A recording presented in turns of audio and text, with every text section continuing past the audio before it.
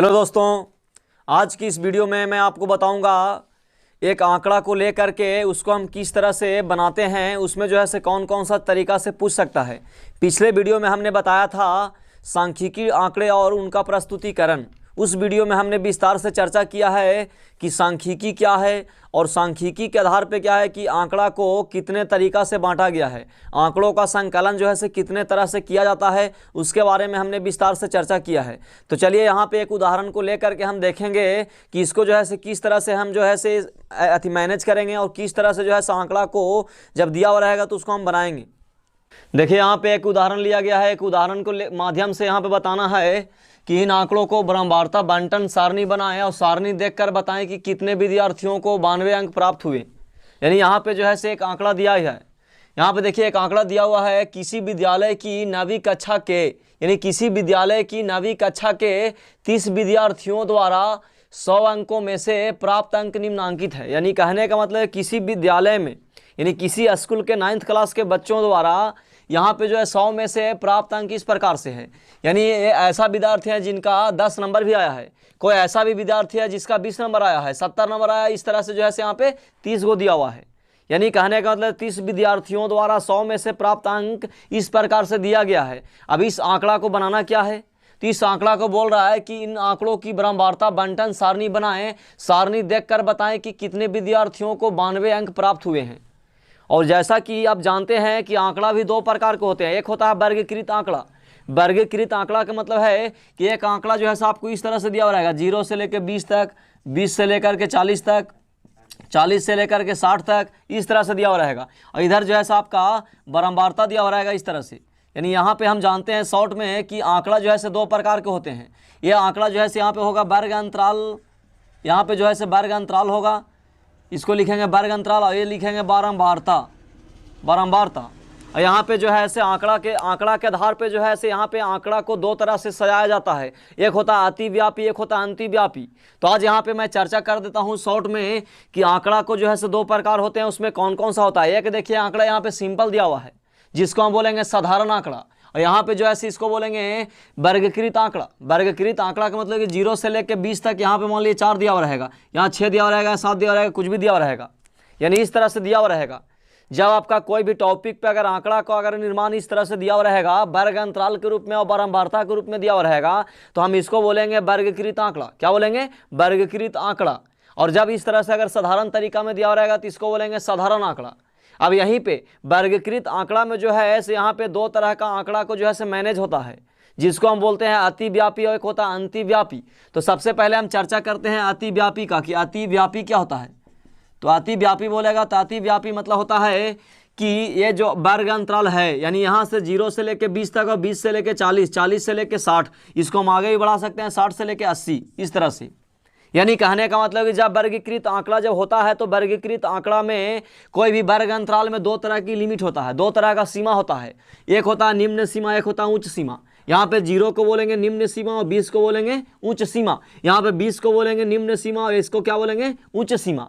तो जब अतिव्यापी बोलेगा तो अतिव्यापी में होता है कि पहला कोई भी यानी कोई भी एक वर्ग अंतराल का उच्च सीमा जो रहेगा उसके आगे वाले निम्न सीमा में शामिल रहेगा, तो इसको बोलेंगे अतिव्यापी। क्या बोलेंगे? अतिव्यापी। लेकिन इसी का जस्ट उल्टा रहेगा अंतिव्यापी। अंतिव्यापी में क्या होगा कि इसका उच्च सीमा जो है से निम्न सीमा में शामिल नहीं रहेगा। अभी हम जान रहे हैं अतिव्यापी। अतिव्यापी का मतलब है कि कोई भी एक वर्ग अंतराल का कोई भी एक वर्ग अंतराल में उच्च सीमा जो होगा अगले वाले निम्न सीमा में क्या रहेगा? शामिल रहेगा। जैसे यहाँ पे देख रहे हैं कि इसका उच्च सीमा कौन है? पहला वर्ग अंतराल का उच्च सीमा 20 है और ये वाली उच्च सीमा जो है से क्या शामिल है? तो ये दूसरे वाले में शामिल है। यानी देख रहे हैं कि ये वाला 20 जो है से यहाँ पे शामिल है। तो पहला वर्ग अंतराल का उच्च सीमा दूसरे वर्ग अंतराल के निम्न सीमा में जब शामिल रहेगा तो उसको बोलेंगे अतिव्यापी में। यानी ये वर्ग अंतराल को किस तरीका से सजाया गया है? तो अतिव्यापी के रूप में। लेकिन इसी को अंतिव्यापी बोलेगा तो अंतिव्यापी का देखिए ऐसे उदाहरण होगा। अंतिव्यापी अगर बोलेगा तो इसमें इसी को लेकर चलेंगे, यहाँ पे चलेंगे 0 से लेकर के 20 तक। लेकिन यहाँ पे 20 क्या शामिल नहीं रहेगा, बल्कि 20 के जगह पे 21 हो जाएगा। यहाँ पे 21 से लेकर 40 तक हो जाएगा। फिर अगर यहाँ चलेंगे तो 40 नहीं शामिल, यहाँ पे 40 शामिल नहीं रहेगा बल्कि 41 हो जाएगा। अब 41 से लेकर क्या होगा? 60 हो जाएगा। इस तरह चलेगा। यानी कहने का मतलब है कि अंतिव्यापी बोलेगा, अंतिव्यापी, अंतिव्यापी। तो अंतिव्यापी अगर बोलेगा तो अंतिव्यापी में क्या होता है कि इसमें ना लगा हुआ, तो ना के मतलब है कि इसमें जो है शामिल नहीं होगा। यानी कहने का मतलब ये मान लीजिए 3 देगा, 4 देगा, 5 देगा, ये आपका वर्ग अंतराल हो गया बारंबारता। तो जब क्या होगा कि कोई भी वर्ग अंतराल का उच्च सीमा उसके आगे वाले वर्ग अंतराल के निम्न सीमा में शामिल नहीं रहेगा तो उसको बोलेंगे अंतिव्यापी। क्या बोलेंगे? अंतिव्यापी। और अतिव्यापी बोलेगा तो इसका मतलब है कि कोई भी वर्ग अंतराल का उच्च सीमा आगे वाले के निम्न सीमा में अगर शामिल रहेगा तो उसको बोलेंगे अतिव्यापी। तो यहाँ पे क्लियर। चलिए इस क्वेश्चन को हम सॉल्व करते हैं। क्वेश्चन को सॉल्व करेंगे और देखेंगे कि ये जो है साधारण आंकड़ा दिया हुआ है, और साधारण आंकड़ा के साथ साथ क्या है कि हम साधारण आंकड़ा को वर्ग अंतराल के रूप में भी चेंज कर सकते हैं, यानी वर्गीकृत आंकड़ा के रूप में भी बदल सकते हैं। लेकिन यहाँ पे वर्गीकृत आंकड़ा के रूप में नहीं बदलेंगे। क्यों नहीं बदलेंगे? क्योंकि यहाँ पे क्वेश्चन जो पूछ रहा है, बोल रहा है सारणी देखकर बताएं कि कितने विद्यार्थियों को 92 अंक प्राप्त हुए। यानी 92 अंक प्राप्त का मतलब है कि वो सॉलिड आपका पूछ रहा है कि 92 अंक ही प्राप्त होना चाहिए। यानी सॉलिड आपका पूछ रहा है कि 92 अंक जो है से कितने विद्यार्थियों द्वारा प्राप्त किया गया, लेकिन वर्ग अंतराल के रूप में जो है रहेगा, यानी वर्गीकृत आंकड़ा के रूप में रहेगा। तो वर्गीकृत आंकड़ा में क्या रहेगा? कोई भी एक सॉलिड नहीं होता है, वो 0 से लेकर 20 तक रहेगा। यानी 0 से लेकर 20 तक प्राप्त करने वाले विद्यार्थियों की संख्या इतना रहेगा, 20 से लेकर के 40 तक प्राप्त करने वाले विद्यार्थियों की संख्या इतना रहेगा। तो वहाँ पे क्या रहेगा कि यहाँ पे सॉलिड है, यहाँ पे सॉलिड पूछ रहा है कि 92 अंक प्राप्त करने वाले विद्यार्थियों की संख्या, यानी कितने ऐसे विद्यार्थी हैं जिनको 92 अंक प्राप्त हुआ है। तो देखिए यहाँ पे कैसे, सबसे पहले क्या करना है कि एक जो है आंकड़ा का निर्माण करेंगे। आंकड़ा का निर्माण कैसे करेंगे? क्योंकि वर्गीकृत का नहीं करेंगे। वर्गीकृत आंकड़ा का निर्माण इसलिए नहीं करेंगे क्योंकि यहाँ पे जो है डायरेक्ट आपको क्या पूछ रहा है कि 92 अंक प्राप्त करने वाले विद्यार्थियों की संख्या। तो सबसे पहले क्या करेंगे कि यहाँ पे जो है एक आंकड़ा का निर्माण करेंगे। आंकड़ा कैसा होगा? तो आंकड़ा आपका होगा, इसमें लिखा हो रहेगा प्राप्त अंक। प्राप्त अंक मतलब कि प्राप्त करने वाले अंक, और क्या? तो विद्यार्थियों की संख्या। अब ये सारणी को देख करके, यहाँ पे जो आंकड़ा दिया हुआ है, आंकड़ा को देख करके एक सारणी का निर्माण करेंगे। ये जो है आपका प्राप्तांक हो गया। प्राप्तांक मतलब 10। देख रहे हैं कि 10 अंक प्राप्त करने वाले भी विद्यार्थी हैं। यहाँ पे देख रहे हैं कि प्राप्तांक में 10 लिख देंगे। उसके बाद 10 से फिर बड़ा कौन है? तो 10 से हाईएस्ट में चलिएगा तो आपका 20 होगा, क्योंकि 15, 18 शामिल नहीं है। यहाँ पे चलेंगे 10 के बाद 20 लिखेंगे, 20 के बाद आगे चलिएगा तो 20 के बाद 25, 30 नहीं रहेगा तो यहाँ पे 36 लिखेंगे। 36 के बाद आगे इसमें देखेंगे तो क्या आएगा? 40 आएगा। 40 से ऊपर चलेंगे तो यहाँ पे क्या आएगा? 50 आएगा। 50 से ऊपर जाएंगे तो यहाँ पे क्या आएगा? यानी 56 आएगा। 56 से ऊपर चलिएगा तो यहाँ पे क्या आएगा? 60 आएगा। 60 से ऊपर चलिएगा तो यहाँ पे क्या आएगा? 70 आएगा। 70 से ऊपर जाइएगा तो यहाँ पे 72 शामिल है तो 72 लिखेंगे। तो यहाँ पे उसके बाद 72 से आगे चलेंगे तो 75 और 76 नहीं है तो इसलिए 80 लिख दें यहाँ पे। यहाँ पे चलेंगे उसके बाद 80 के बाद 88, 88 के बाद क्या? 92 है इसमें।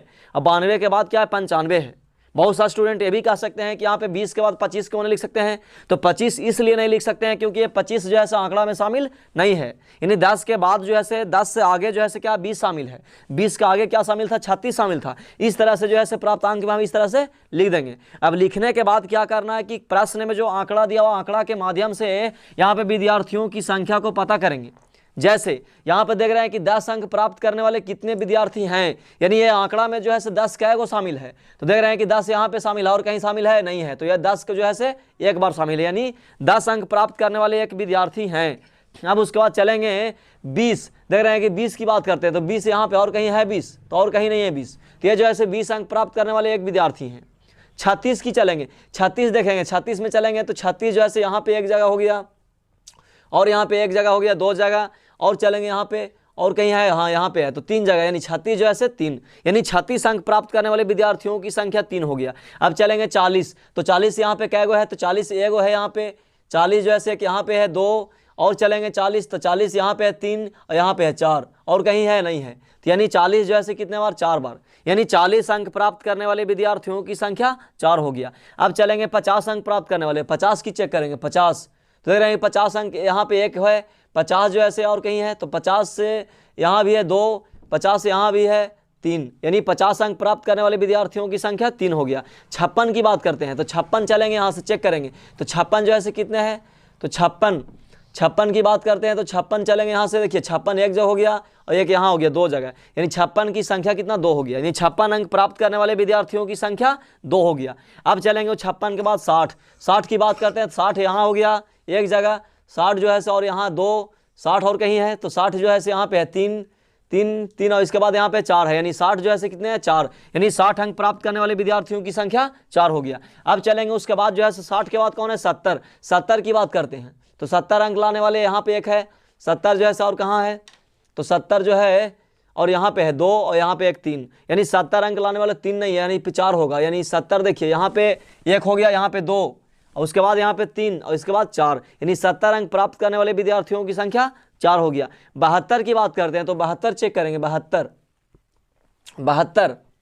तो 72 जो है यहाँ पे कहाँ है, तो 72 जो है इसमें यहाँ पे है, यानी 72 जो है से 1 है, यानी 72 अंक लाने वाले विद्यार्थियों की संख्या 1 हो गया। 80 की बात करते हैं तो 80 यहाँ पे कहाँ है, तो 80 चलेंगे तो 80 देखिए यहाँ पे सिर्फ 1 ही है, तो यानी 80 अंक लाने वाले विद्यार्थियों की संख्या 1 है। अब 88 की बात करते हैं तो 88 अंक लाने वाले कितने हैं, तो 88 देखिए यहाँ पे 1 है और कहीं है 88, तो 88 यहाँ भी है तो 2 हो गया, यानी 88 अंक लाने वाले विद्यार्थियों की संख्या 2 हो गया। अब चलेंगे 92 अंक लाने वाले, तो 92 की बात करते हैं तो 92 अंक लाने वाले एक यहाँ पे हो गया, 92 एक यहाँ हो गया, उसके बाद जो है एक यहाँ 2 और एक यहाँ 3, यानी 92 अंक लाने वाले विद्यार्थियों की संख्या 3 हो गया। अब चलेंगे 95 अंक लाने वाले, तो 95 देखिए यहाँ पे है और कहीं नहीं है, तो 95 अंक लाने वाले विद्यार्थियों की संख्या 1 हो गया।